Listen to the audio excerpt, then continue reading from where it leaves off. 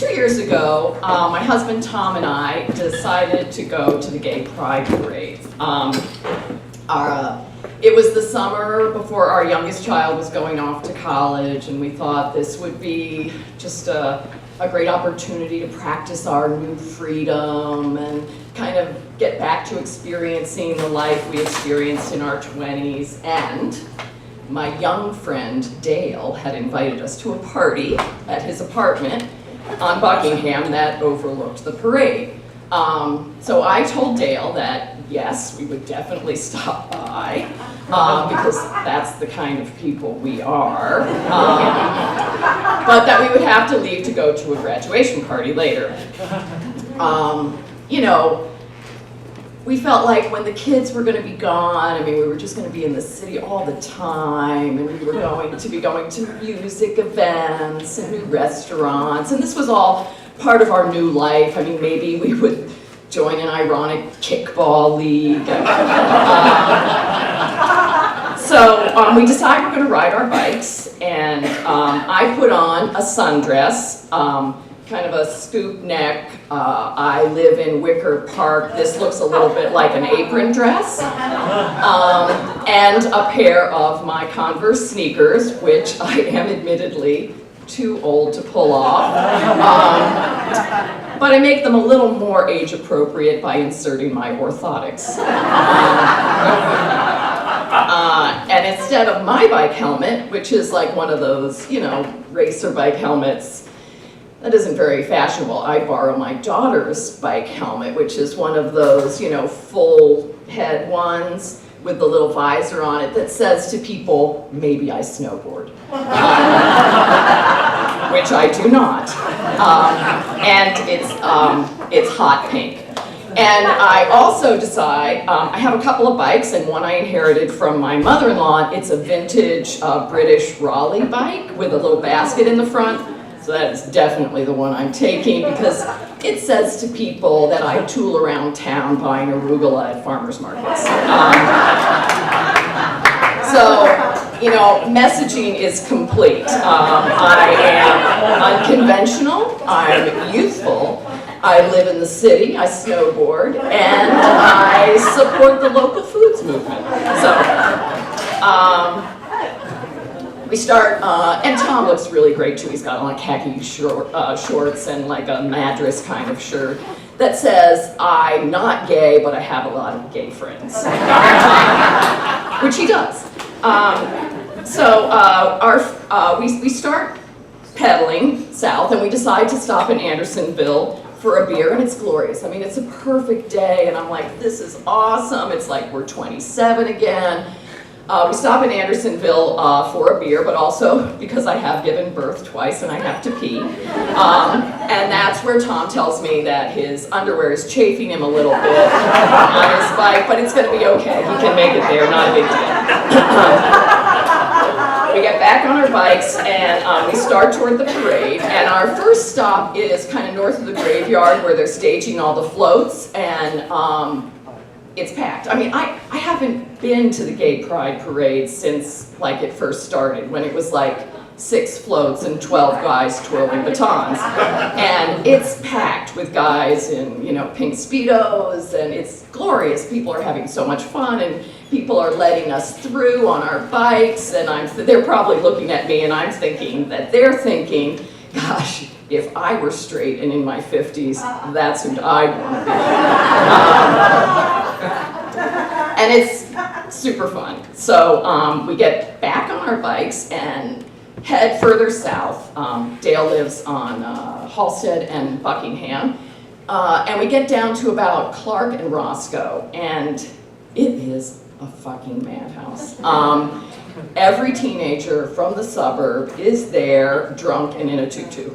And they're all, you know, pretty high, and they're taking drugs like I don't even know about. I'm like, I grew up in the 70s and I went to college in the 80s, so basically I really only know your flagship drugs. I like marijuana, cocaine, LSD, heroin. If it's not in the movie Serpico, I don't know about it.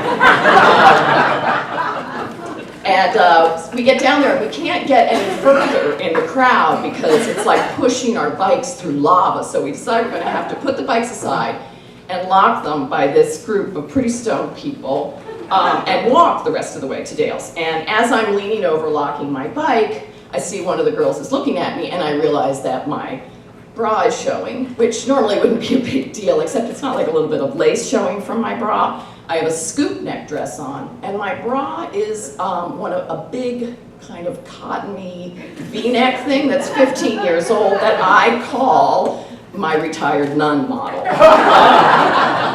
And maybe you're thinking like, Barb, why didn't you wear a different bra? And that would be actually because I don't have any better bras than that. Another one of my bras, just as a side note, is a huge spandex thing, which I almost put on tonight. A huge spandex thing that pretty much goes from sternum to up here that I call the working nun. And what Target calls their t-shirt bra, which is supposed to give me cleavage, and it does give me cleavage, but right here. So,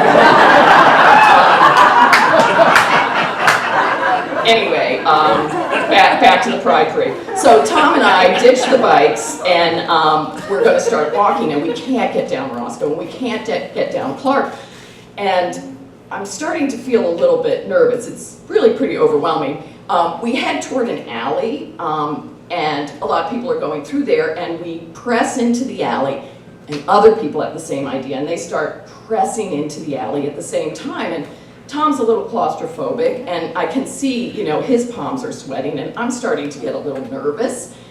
And then I get burned on the arm with a cigarette, and then people move in a little closer, and somebody dumps a beer on my Converse sneaker with the orthotic inside, which is now soaked, and I don't need to tell this crowd how much they cost to replace.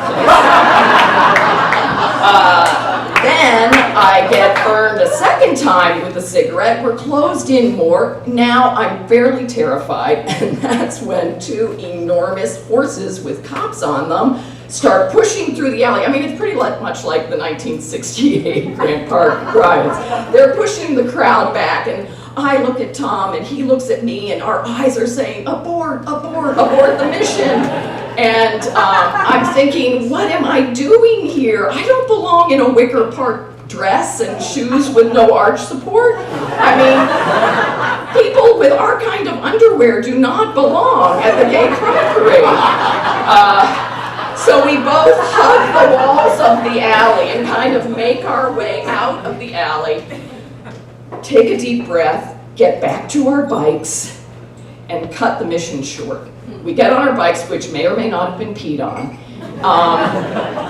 and we head back north to Evanston, which is where we live. And I text Dale, I text a lie, like, got really busy up here getting graduation gifts, can't make it. And by the way, he still doesn't know that I was too old to make it to his apartment.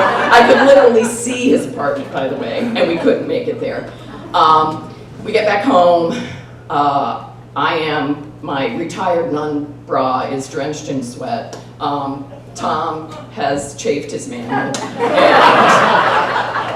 And we rinse off, put on some clothes, and we head to that graduation party in a suburb that's even leafier and further north. And so 20 minutes later, I find myself sitting on like a deck eating Whole Foods guacamole and drinking, an IPA and listening to a woman in white jeans tell me about her Pilates class. And on the one hand, I felt defeated. And on the other hand, I felt like, oh, isn't it glorious, this suburban bourgeois life? Let it rain on me like a soft spring rain. Thank you.